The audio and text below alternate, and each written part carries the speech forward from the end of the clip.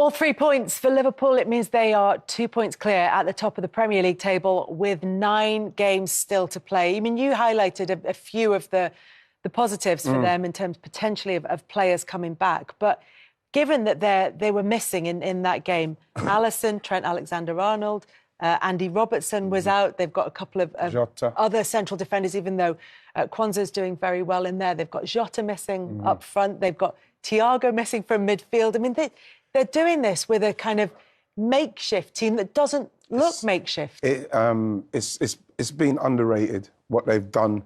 And you have to say it's what they know and the experience of them being in this situation with certain people around the dressing room still who know what it's like to win and what you have to do to chase down a City and beat them, to stay in this fight, and for them to be able to promote those young players to come in at this level and perform like they have been, Kwanzaa and Bradley, just to name the two.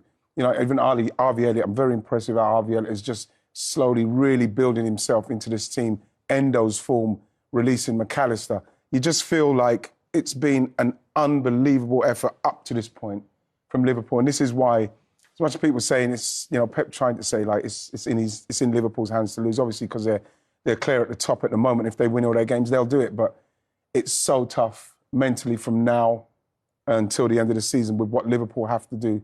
But they've got players coming back. You hope that they can, for Liverpool's sake, that they can finish it off. But like, it's been a very underrated performance from Liverpool this season. What was interesting as well, I mean, it's why when you asked the question about who's favourites at the start of next season, if you went back to the end of last season and said, well, who's going to be favourites for the start of this one coming?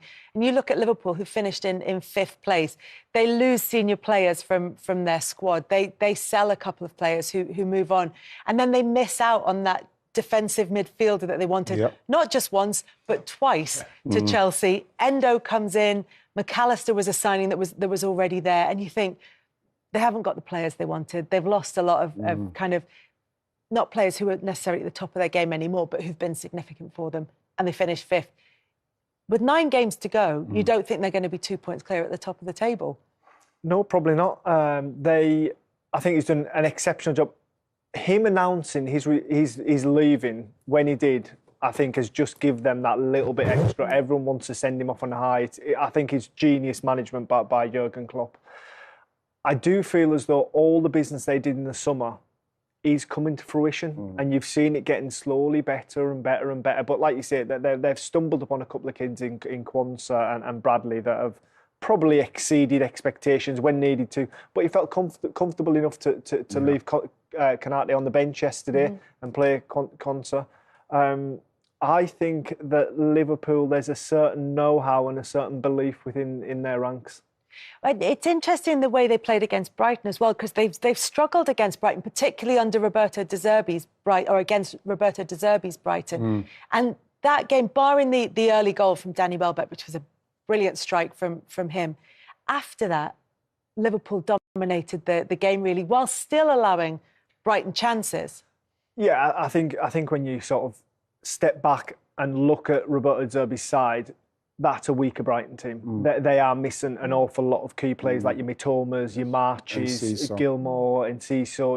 And then on top of that, you look that they lost Caicedo in the summer. Yeah. They lost Alexis McAllister, which I personally think is probably some of the best business of the summer. 35 million for him. You're talking about someone that played for Argentina alongside Enzo Fernandez. He went for 95.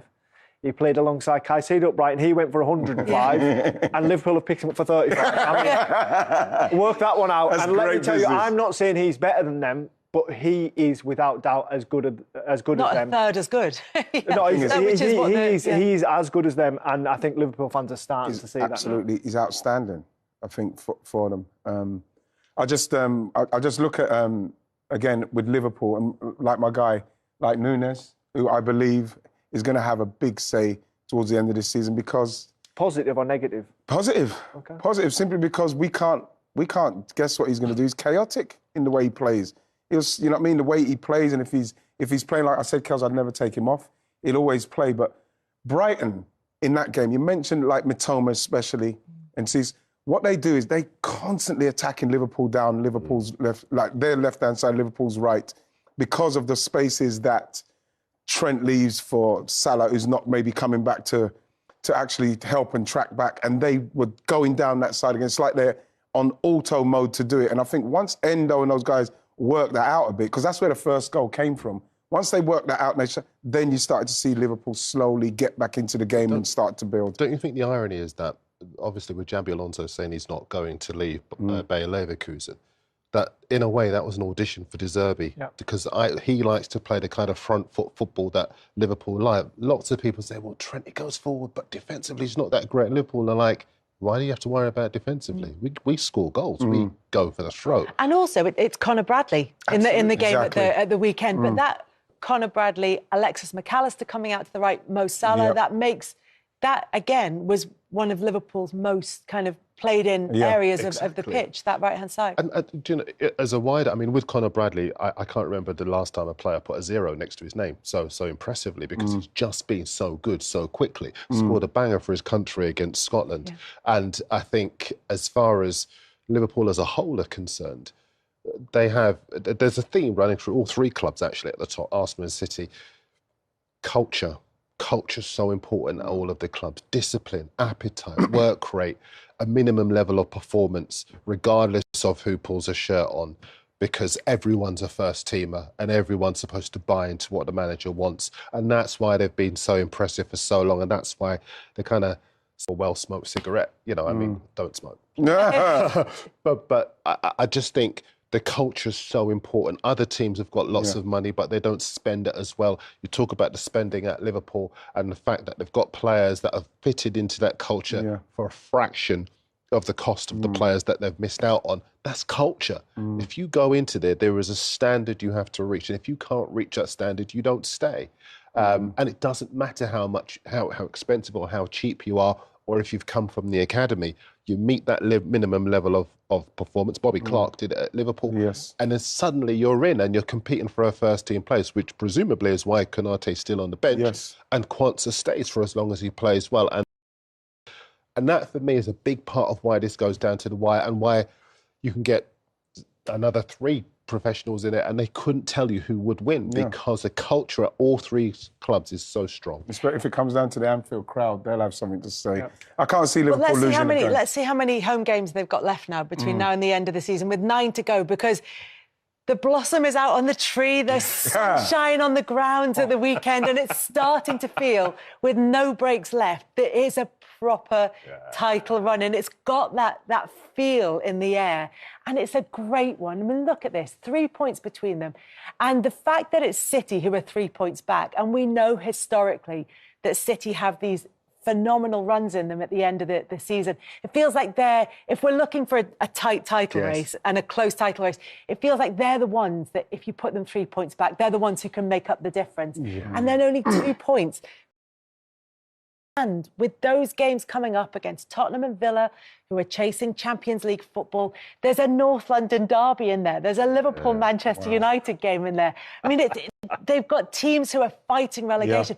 Teams like Luton are going to be coming up. They've caused big teams problems so far this season. I mean, less so when City maybe have got them at home and Arsenal have got them at home. But there's still twists, you feel, in But the one these thing seasons. I'd say first off is I think Liverpool have got a really good chance, and I think they'll take it, to address that goal difference. I think they're 6 goals behind Arsenal. They play Sheffield United. We always want to be respectful to teams on the show. That was the problem when they faced Crystal Palace in the season under Brendan Rodgers, wasn't it? I remember that when they came to Crystal Palace and that was the case, and they were 3-0 up. But Sheffield go to Anfield, and at Anfield they've undefeated 32 games. They're so strong. You've been talking what about you're saying is don't play for gold. No, that's what I'm saying. But I look at Liverpool's running and I'm thinking, Everton are down there, but that's a different beast. That's the bit and they and then I'm looking at games. Derbies are Tottenham and Villa all playing for something, all playing for European competition. That's a tiring fixture Villa list. at Villa Park as well. The other two have got Villa at home.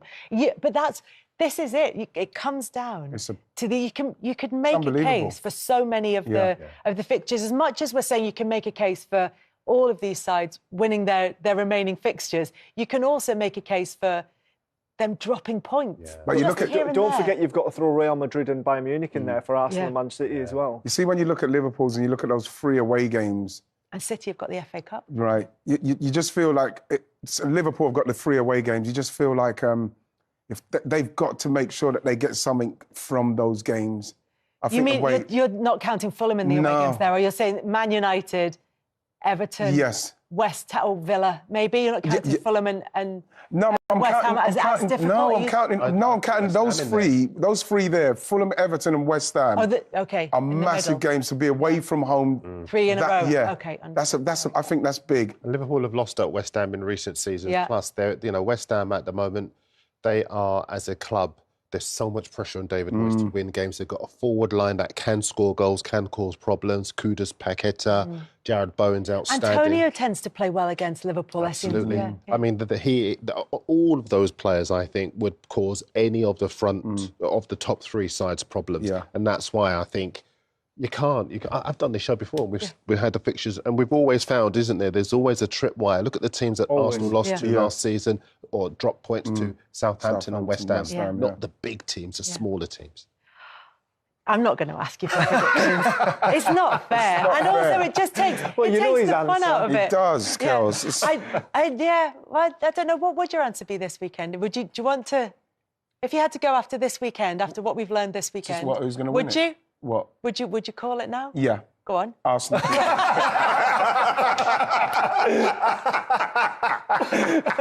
Well, thanks very much. No, it wasn't good. No, that's what's great. You can't call it. We'll say something else next week. It's fine. And every week between now and the end of the season, it's all going to change. So having made such a great case for Arsenal, we know what Manchester City are capable of over the course of many seasons now.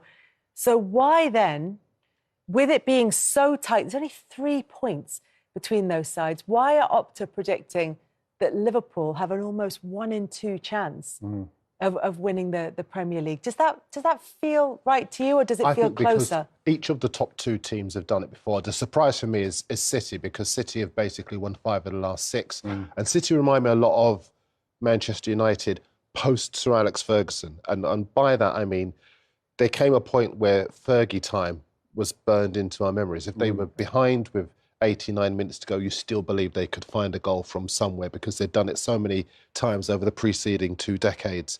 And now there is this belief that, well, they're City, aren't they?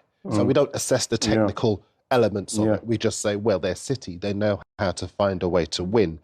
And that's why they're still in that conversation. But Liverpool have got the best attack. They still don't have their best striker playing at the moment, Jota. When he comes back, they'll have even more. They've got so much depth with the young players coming through as well.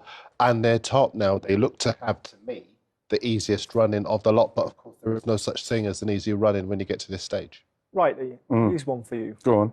So, if you do fall short this year, next year, I personally don't think City are as strong as what they were last year, with losing Gundogan and Mahrez and things. Liverpool losing the manager at the end of the year.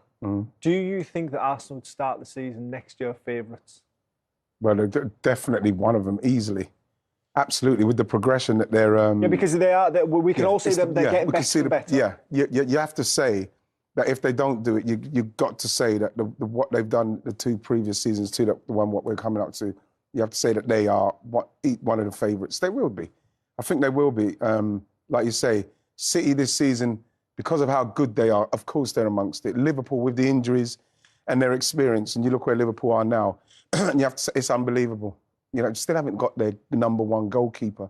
You know, we're still playing like I know it was against Brighton, but you got someone like Virgil marshalling Bradley and Quansah, and the young player Endo coming in. Now we're seeing McAllister playing the kind of football that we saw him play while they bought him off of Brighton, and obviously up front they're so unpredictable and they can score that they're in a position now, Liverpool, where, you know, like we say, they know what to do here, but at the same time, you know, listening to Pep say it's in their hands, it's because they're top.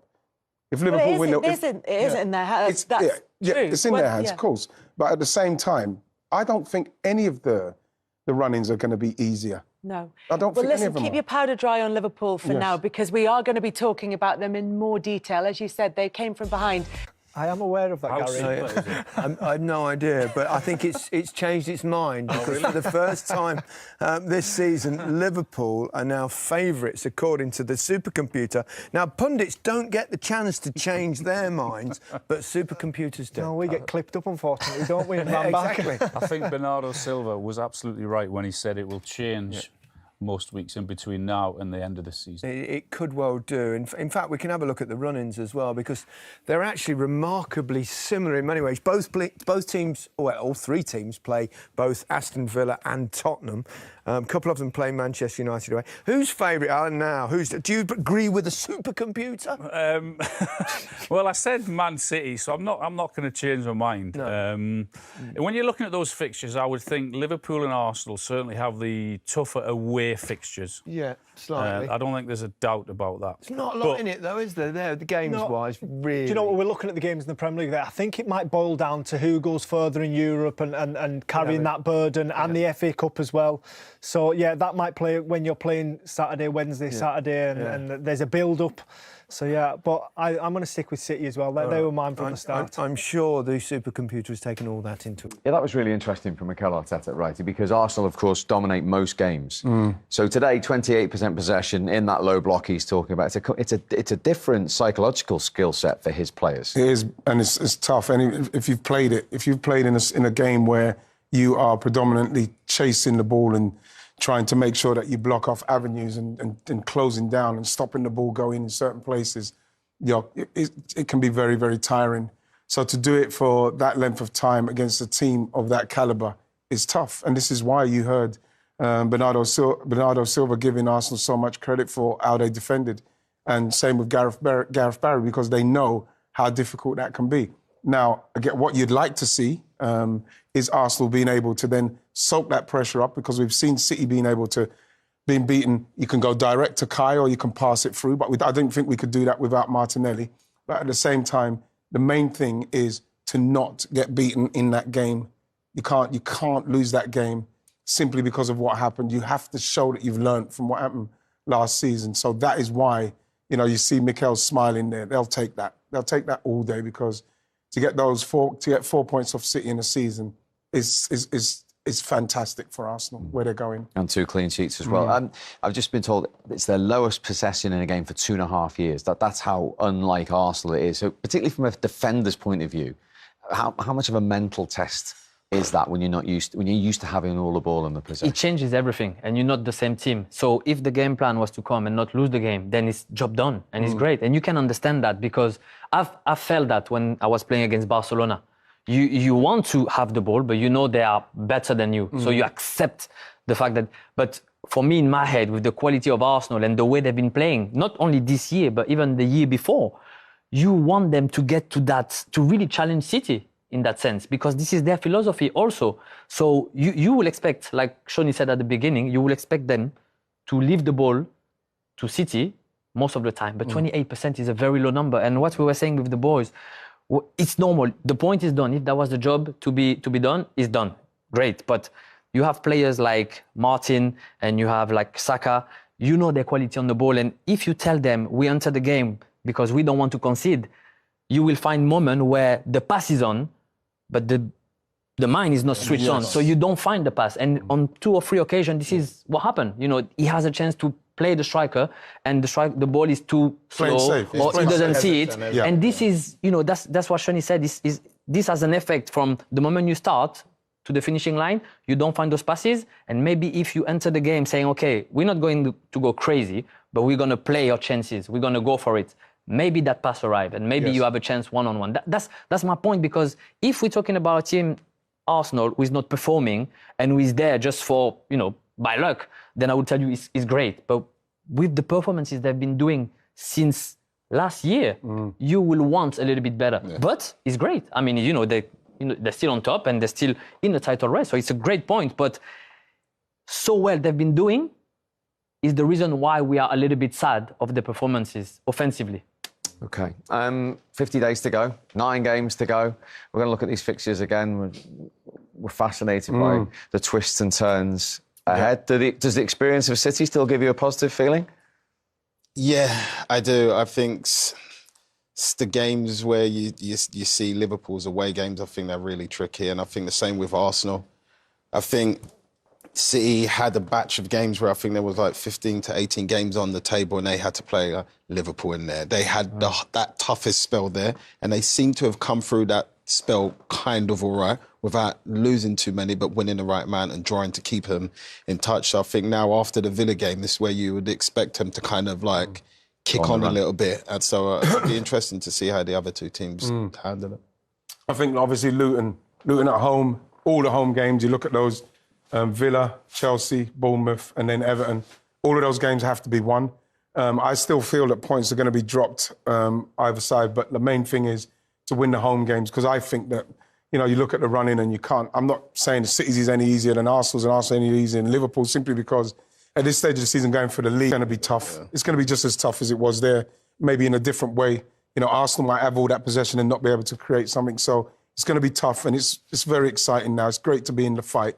It is. And just finally, for Liverpool today to get over the line and then see the perfect draw, are they the little psychological lifts you take as a player at this stage? Yes, even if we said that this wasn't a decider, if you're a player and you are in that dressing room, you are all over the moon. I mean, it's just a perfect result, you know. We've lived that, you know, when you start the game and you hope for a draw, and then the draw arrives, and then you get the win after or just before. You go home and you feel, yeah, that's a step. We've done it. And this is what City will feel today, because they know they could have done better. If the point out for Arsenal was the objective, perfect day. Enjoyed your company. And now you can have that friendly cup of tea. We started the day with 1 point separating the top three. We finish it with 3 points. And it might just be Liverpool's day. They're top of the pile. See you soon. And in the run-in this week, let's have a look then. Liverpool are top after they won, and also Manchester City drew. Now we've got matches midweek this week. So Liverpool are home to Sheffield United, Arsenal are home to Luton, and Manchester City home to Aston Villa. They lost at Villa Park. Remember that Villa beat City and Arsenal in successive games at Villa Park back just before Christmas. So they've got three. I would say we could expect three home... Well, let's not go too far ahead. Well, you see, three home wins. You're looking at Liverpool and Arsenal winning. On paper, Liverpool and Arsenal win. Yes. City have a difficult game. Yes. OK, but you're expected to win. So City maybe trip up. They won't, but they may trip up because Villa are better than Luton and Sheffield United. See, my eyes are drawn to match week 37. Well, hang on, ultimate game. Which one's that one? So second from bottom. Right. Look at the teams that they have to play. Liverpool have got to play Villa away from home. Arsenal have got to play Man United away from home, and Man City never beat Tottenham. Well, that might be moved because TBC to be confirmed. But in terms, I take your point. But in terms of a weekend or a week that could be pivotal, I mean, that could be title defining. Yes, the second last game of the season. It's great though, isn't it? With it being so close, it's absolutely outstanding for the neutral. We've got a supercomputer predictor for you as well. Oh, great! Can we see it? Yeah, let's have a look. That'd be lovely. I don't know what it looks like. It's a graphic. I like disappointing. it. I thought it was going to be some great big machine. I like it. That was going to fire out balls at various speeds. Well, you have to make Liverpool favourites at this point. I mean, I'm not sure by that margin, but 2 points clear? 9 games to go? Yes. What a position. I'm interested. Yeah, that's I'm too interested big, in these. I wouldn't say 47 to Arsenal's 18 looks accurate. So basically, I don't want to argue with the machine, but it's giving Liverpool a 50-50 chance of winning and an Arsenal 1 in 5 chance of winning. Machine, you're out of order. Okay. No, machine's out of order. Is it broken? Yeah, it's terrible. Needs to be rebooted. It's not as simple as that. There we go. I mean, I think the one thing we know, because you've played for so long, we've done this job for so long, those matches are not all going to go according to the form or the way you think at home they're going to go. No, because football's not like that, and title run-ins aren't like that. Tension's not like every one that. of those sides, those 3 sides there. Yes. Every single one of them will have a blip. Yes. Every single one will have a blip. Yes. They won't win all their games. And we don't know where it will be or when it will come, Correct. but they will. Absolutely. That we can promise you. As we go to a quick break, but in part 2, we've got a thriller for you between Newcastle... I'm Derek Ray. I'm joined for commentary by former Arsenal fullback Lee Dixon. And without doubt, a match with the potential to bring genuine excitement. It's Luton Town taking on Chelsea. Hi, Derek, thank you. Well, both managers will be reminding their players how important... Well, it could be on for him here. Is it going to be? Keeper getting the touch. And it's gone behind for the corner. Over it comes. Did his job defensively.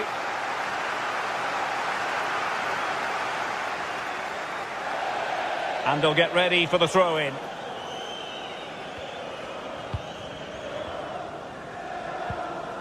Pearson.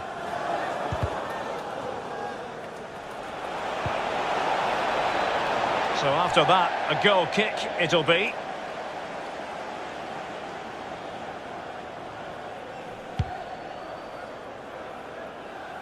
Well, pick your adjective where Hakim Ziyech is concerned. Explosive, I think, might be an approach. Can they take the lead here?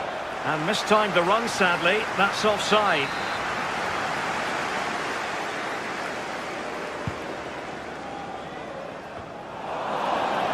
Throw-ins given.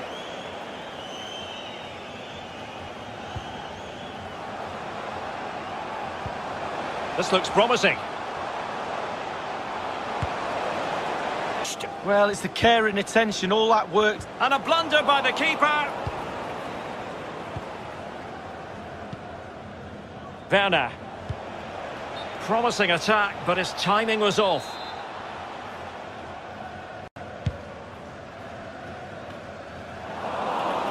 Well, they've lost possession of the ball.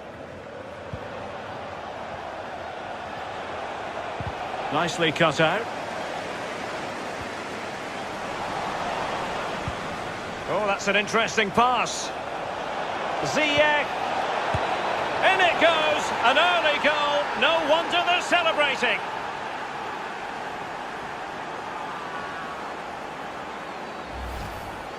Well, as we look at this again, the keeper's every right to ask where his back line was, but 2v1 in the end. He's thinking now, is he going to pass or go round me? He's got no chance.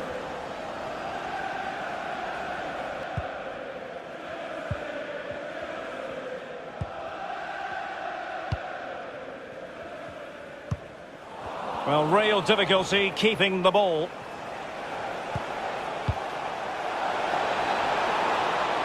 Ball's gone.